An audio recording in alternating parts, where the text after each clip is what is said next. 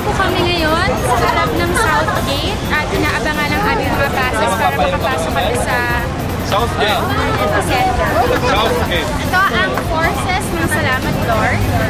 At sana mamaya makapagpasalamat na kami para at makapasok na sa tapunan nila. Manonood din po kayo ng concert.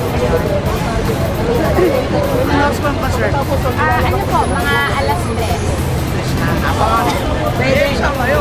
Okay, saan po kayo galing? Dalawang tapos sila. Bagong po kami ng Lawad kami. Talaga malayo pa yung pinanggalingan. Opo. So, nandito po kami ngayon para sa Tower sa Pwede po namin tanungin, ano para sa inyo yung slogan ng People Power? Ano po? Pagkakaisa. Pagkakaisa. Ito ang kami. Dito kami talaga po. Opo. Ano po sa tingin niyo yung nakikita natin kay Noy at sa atin? Sana ang lahat ng pagbabago magawa ngayon. Dahil puro na hirap talaga.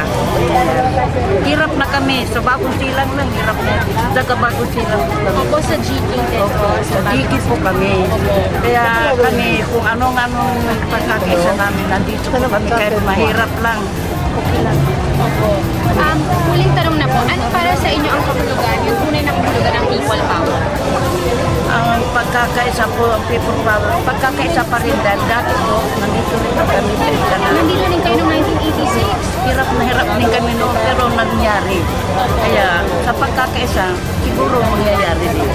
Ano po yung pangalan na Si Beth Deloria po. Okay, ayan po si Ma'am Beth Deloria ng Bagong Silang. Maraming salamat po. Maraming salamat.